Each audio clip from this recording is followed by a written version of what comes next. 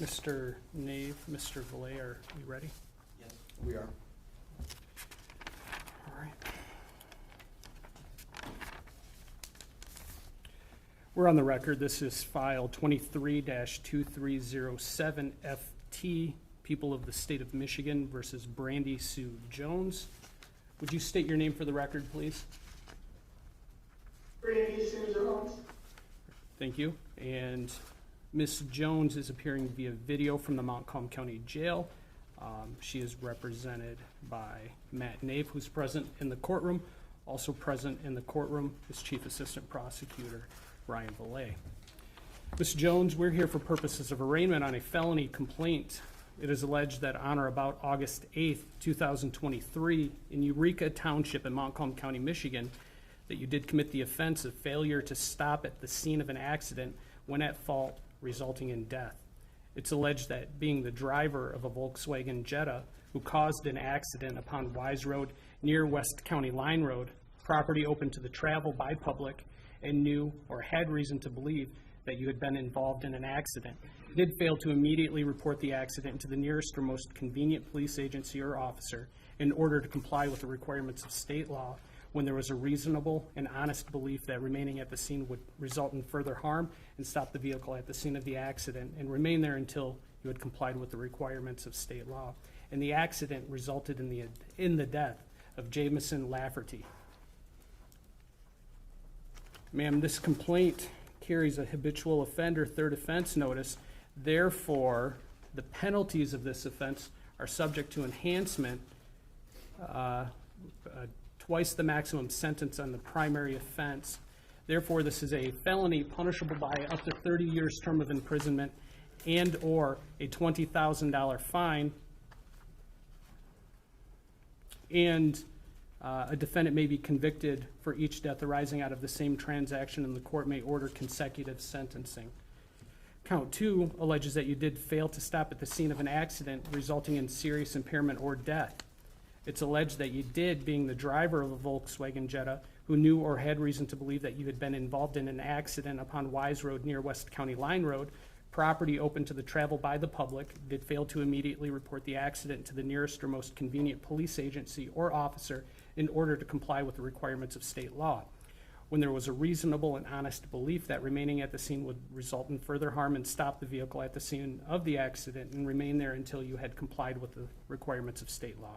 And the accident resulted in the serious impairment of a bodily function or death of Lucas Allen Lawrence. Ma'am, that is a felony punishable by a term of imprisonment of up to 5 years and or a $5,000 fine. Count 3 alleges that you did fail to stop at the scene of an accident resulting in serious impairment or death.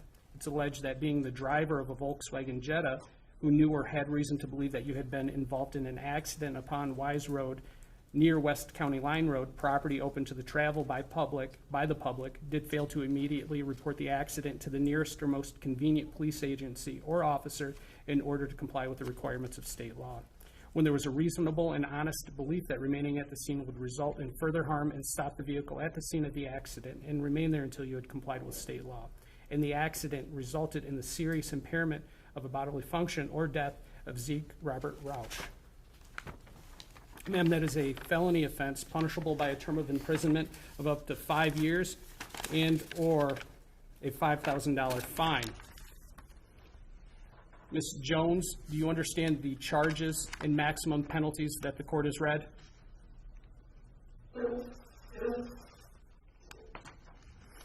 Ma'am, The habitual offender notice applies to that as well. okay, the habitual offender applies to all the counts. Ms. Jones, the habitual offender notice applies to all counts. Therefore, all counts are subject to doubling or twice the maximum penalty. Count 1 would be a maximum period of up to 30 years term of imprisonment and or a $20,000 fine. Count 2 would carry a maximum penalty of up to 10 years term of imprisonment and or a $10,000 fine. And count 3 would carry a maximum penalty of up to 10 years term of imprisonment and or a $10,000 fine. Ma'am, do you understand the maximum penalties of the offenses that you've been charged with? Ms. Jones, you do have the following rights. You have the right to remain silent Anything that you say or write can be used against you in court. You have the right to a preliminary examination. You have the right to be represented by an attorney at all court proceedings. You have the right to have an attorney appointed at public expense if you cannot afford one. You have the right to have an attorney present during any questioning, and you have the right to be considered for pretrial release. Ms. Jones, do you understand the rights I've read to you? I do.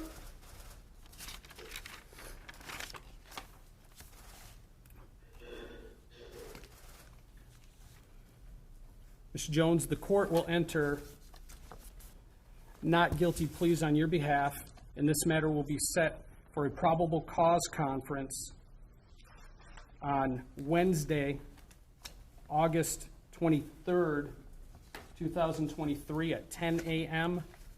and a preliminary examination on August 29th, 2023 at 12:30 p.m.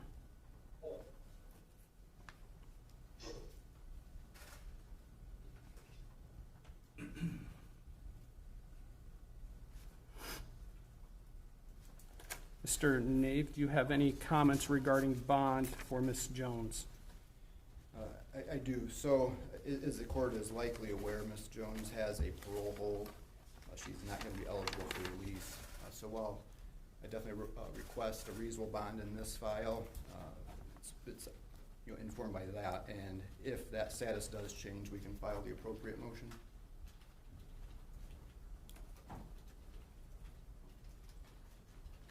Thank you. Mr. Valet, do you have any comments for the people? We'd ask for a bond no less than $500,000. I would point out in this case that Ms. Jones attempted to, not only did she commit an offense, she attempted to hide the evidence of that offense afterwards. I would also point out that, as Mr. Navy stated, she's on parole. She met with her parole officer the next day. She was tested positive for methamphetamine. These are all concerning facts. She is a clear danger to the community, and we'd ask for an appropriate bond. Thank you. The car was at my house where it belongs. Where it Ms. Jones, please don't. Ms. Jones, please don't talk right now. This is retarded. In setting bond, the court must take into account public safety, the defendant's criminal history or criminal record, the likelihood of appearance as well. Ms. Jones has a criminal history, as indicated by the parties today. She's currently on parole for an offense. It was a deliver manufacture of methamphetamine, convictions out of the 8th Circuit that included parole conditions.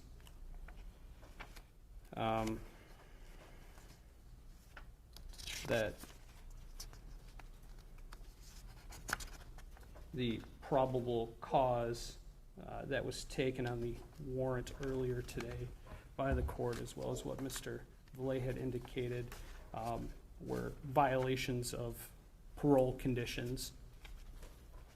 The defendant has criminal history spanning back to 2012 for various misdemeanor offenses.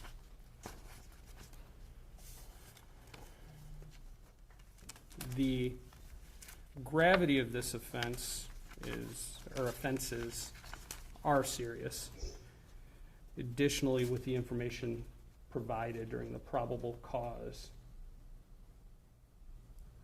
as it pertains to what Mr. Valet had indicated,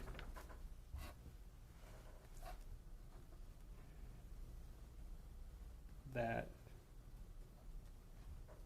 ultimately the court was advised during probable cause that the individual had stated she knew something had happened and had found out the next morning. That's of concern as it pertains to Ms. Jones not only availing herself to the court as she's on parole, but the court also has in the file an advice of rights that has a Eureka Street address, and the criminal history has a Belding Street address from which she's paroled to. The court is going to And the parole hold is not something that the court is going to consider at this time. If the parole board lifts that, that is not this court doesn't have any control over it. That is the decision of the parole board. They choose when they set a hold and what is done with that. So the court is going to set bond at $1 million in this case, as there's a loss of life, 2 serious injuries, as well as the indication that there was attempts not to avail oneself to the proper authorities. If bond is made and the parole hold is lifted, the following conditions will apply, Ms. Jones. You are to personally appear for all court hearings. You are not to leave the state of Michigan without permission of this court. You are not to commit any crimes while on release. You are not to use, consume, possess alcohol, marijuana, illegal, controlled, or mind-altering substances. You're not to be in the presence of anyone using, consuming, possessing those substances. You're not to enter into any bars, casinos, or other establishments that serve alcohol. You will be subject to drug and alcohol testing at the direction of the court, law enforcement, or pretrial services. That could be urine, breath, saliva, hair, or blood testing. You will be required to have a GPS tether through pretrial services before release and comply with all conditions and rules. You will be subject to random drug and alcohol testing no less than 2 times per week, randomly through the Office of Community Corrections Pretrial Services. You're not to possess, use, or purchase any firearms or other dangerous weapons. You are not to have any contact, direct or indirect, with any of the victims or their families.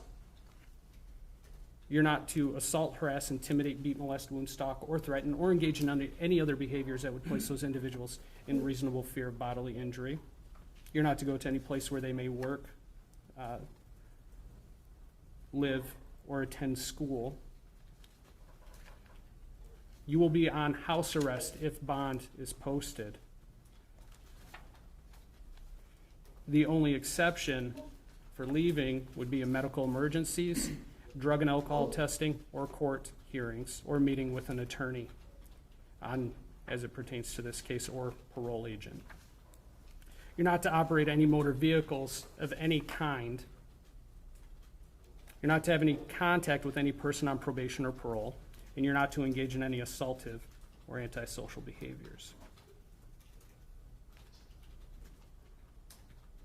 And that will be a $1 million cash or surety bond.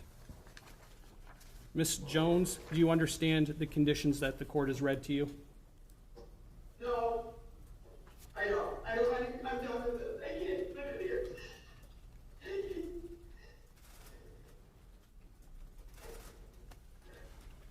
Ms. Jones, what conditions don't you understand? It doesn't matter. Just stop. Please stop.